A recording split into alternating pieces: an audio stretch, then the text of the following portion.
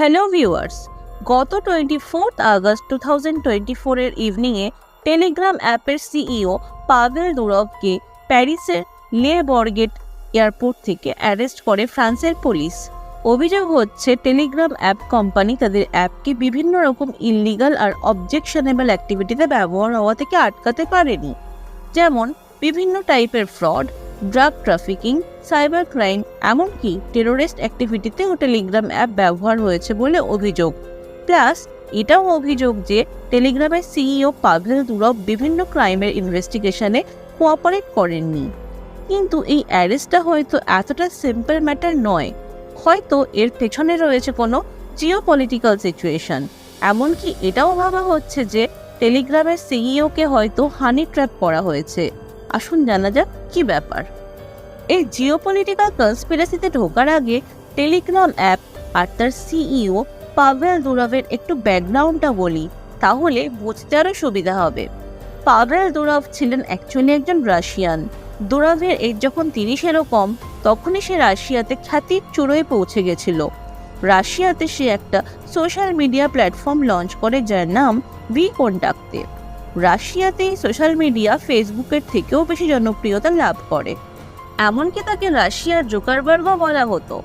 পাভেল দুরভের একটা মোটো ছিল যে তার তৈরি প্ল্যাটফর্মের কোনো সেন্সরশিপ থাকবে না, ইউজারদের দেওয়া হবে freedom of speech or freedom to communicate.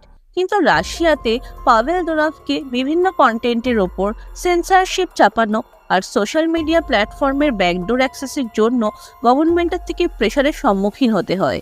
এই সিচুয়েশনে সে 2014 সালে রাশিয়া ছেড়ে দেয়। রাশিয়া থেকে বেরিয়ে সে 2017 সালে ইউএই এর আর 2021 সালে ফ্রান্সের নাগরিকত্ব নেয়। 2018 সালে দুবাই থেকে সে লঞ্চ করে এক এনক্রিপ্টেড মেসেজিং অ্যাপ যার নাম Telegram. As usual freedom of স্পিচকে প্রাধান্য দেওয়ার জন্য টেলিগ্রাম অ্যাপেও কোনো রকম সেন্সরশিপ রাখা হয়নি।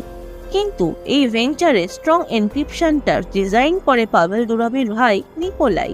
স্ট্রং এনক্রিপশন আর কোনো কন্টেন্টের ওপর সেন্সরশিপ না থাকার জন্য খুব কম সময়েই জনপ্রিয়তা লাভ করে এই টেলিগ্রাম মেসেজিং অ্যাপ। কিন্তু অনেকে ক্রিটিসিজমও করেছে, যেহেতু অনেক এক্সট্রিম কন্টেন্টও সার্কুলেট হয় টেলিগ্রাম অ্যাপের মাধ্যমে। অনেক দেশের গভর্নমেন্টের থেকেও সেন্সরশিপ বসানোর জন্য অনেক প্রেশারের সম্মুখীন হতে হয়েছে পাভেল দুরভকে, আর সে সব প্রেশারকে রেজিস্ট করে এসেছে এতদিন। মোস্ট আইরনিক্যাল ফ্যাক্ট হচ্ছে, যে রাশিয়া থেকে পাভেল দুরভ বেরিয়ে এসেছিল সেই রাশিয়াতেই টেলিগ্রাম অ্যাপকে বিপুলভাবে ব্যবহার করা হয়েছে রাশিয়া ইউক্রেন ওয়ারের সময় বিভিন্ন ইনফরমেশন পাস অন করার জন্য। এবারে দেখা যাক কি জিওপলিটিক্যাল কনস্পিরেসি থাকতে পারে। ভিডিওতে এগোনোর আগে আপনাদেরকে বলতে চাই, আপনারা অনেকেই আমাদের ভিডিও তো দেখেন, কিন্তু সাবস্ক্রাইবের বাটনটাই ক্লিক করতে ভুলে যান। এটা আপনাদের জন্য তো ফ্রি, কিন্তু আমাদের জন্য খুবই উৎসাহের কারণ। তাই অবশ্যই চ্যানেলটা সাবস্ক্রাইব করে আমাদের পাশে থাকবেন। আর এই ভিডিওটা দেখে যদি আপনার মনে হয় যে আপনারা এই ভিডিও থেকে কিছু জানতে পেরেছেন, তাহলে অবশ্যই ভিডিওটা লাইক করে দেবেন এবং বেশি বেশি করে শেয়ার করে দেবেন। 24 আগস্ট অর্থাৎ অ্যারেস্টের দিন জানা যায় যে পাভেল দুরভ আজারবাইজান থেকে প্যারিসের এয়ারপোর্টে একটা প্রাইভেট জেটে নেমেছিল। এদিকে 18 থেকে 19 আগস্ট রাশিয়ান প্রেসিডেন্ট পুতিন ছিলেন আজারবাইজানে। তাই অনেকেই মনে করেন যে পাভেল দুরভ হয়তো পুতিনের সাথেই কোনো গোপন সাক্ষাতে ওখানে গিয়েছিল। এটা যদি সত্যি হয় তাহলে সেটা অবশ্যই ওয়েস্টার্ন অ্যালাইজদের জন্য সুখবর হতো না, কারণ টেলিগ্রাম অ্যাপ শুধু রাশিয়ানরাই নয়, ইউক্রেনিয়ান ফোর্সও বহুল ব্যবহার করে এসেছে এই যুদ্ধ নিয়ে বিভিন্ন ইনফরমেশন পাস অন করার জন্য। তাই USA strong ally France Pavel দুরভকে অ্যারেস্ট করে নিয়েছে, যাতে রাশিয়া কোনো ব্যাকডোর থেকে হেল্প না পায়। যদিও রাশিয়ান অথরিটি এই দাবিকে ডিনাই করে যে পুতিন আর দুরভের মধ্যে কোনো মিটিং হয়েছে বলে। দুরভ লাস্ট এপ্রিলে এও কমেন্ট করেছিল যে তার ওপর অনেক প্রেশার আসছে বিভিন্ন এজেন্সি থেকে, যাতে টেলিগ্রাম অ্যাপের অ্যাক্সেস ওই এজেন্সিগুলোকে দেওয়া হয়। কিন্তু দুরভের স্ট্যান্ড ছিল স্ট্রং, সে কাউকে টেলিগ্রামের অ্যাক্সেস দেয়নি। সে এও বলেছিল যে সে কোনো জিওপলিটিক্যাল প্লেয়ার হতে চায় না। এর আগেও দুরভ আমেরিকান লকেও দোষারোপ করেছিল এই বলে যে এফবিআইও নাকি টেলিগ্রামের ব্যাকডোর অ্যাক্সেস চেয়েছিল। এবার এই অ্যারেস্টের পর রাশিয়াও নড়ে চড়ে বসেছে, কারণ তাদের ভয় ফ্রান্স যদি বলপূর্বক টেলিগ্রাম অ্যাপের ব্যাকডোর অ্যাক্সেস আদায় করে, তাহলে সেটা রাশিয়ার জন্য ন্যাশনাল সিকিউরিটির প্রশ্ন হয়ে দাঁড়াতে পারে। তাই ফ্রান্সের রাশিয়ান এমবাসি পাভেল দুরভের অ্যারেস্টের এগেনস্টে অফিসিয়াল স্টেটমেন্টও দিয়েছে। এটা তো গেল কনস্পিরেসি থিওরির একটা অ্যাঙ্গেল। আর একটা অ্যাঙ্গেলও রয়েছে, যেটা হলো হানি ট্র্যাপ। পাভেল দুরভের সাথে এক নারী চরিত্রকে বহু জায়গায় দেখা গেছে, যার নাম জুলি ভাভিলোভা। ইনস্টাগ্রাম প্রোফাইল বলছে সে একজন ক্রিপ্টো কোচ। তার ইনস্টাগ্রাম অ্যাক্টিভিটি অনুযায়ী পাভেল দুরভ আর জুলি ভাভিলোভাকে একসাথে বিভিন্ন দেশ যেমন কাজাকস্তান, কিরগিজস্তান, আজারবাইজানে দেখা গেছে।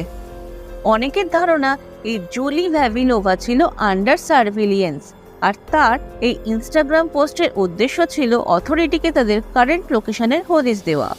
আবার কারোর মতে এই জুলি ভাভিলোভা ছিল ইসরায়েলের মোসাদ এজেন্ট, যে কিনা পাভেল দুরভকে হানি ট্র্যাপ করেছিল। কারণ এটাও শোনা যায় যে ইসরায়েল ফোর্স কিছু এক্সট্রিমিস্ট চ্যানেল টেলিগ্রামের থ্রু চালায়।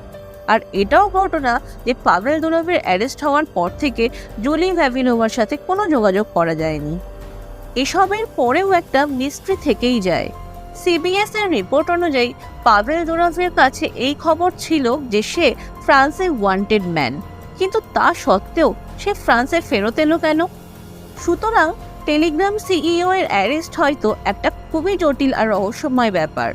যদিও ফ্রেঞ্চ প্রেসিডেন্ট তার এক্স হ্যান্ডলারে পোস্ট করে এটা বলেছেন যে পাভেল দুরভের অ্যারেস্ট কোনো জিওপলিটিক্যাল মুভ নয়, কিন্তু তার এই অ্যারেস্ট নিয়ে টেক ওয়ার্ল্ডে রীতিমতো ঝড় উঠে গেছে। ইলন মাস্কও স্টেটমেন্ট দিয়েছেন যে পাভেল দুরভের অ্যারেস্ট হচ্ছে ফ্রিডম অফ স্পিচের ওপর অ্যাটাক। আজকের ভিডিও এখানেই শেষ করছি। এই নিয়ে যদি কোনো রহস্য উন্মোচিত হয়, তাহলে অবশ্যই সেটা আপনাদের সামনে নিয়ে আসবো।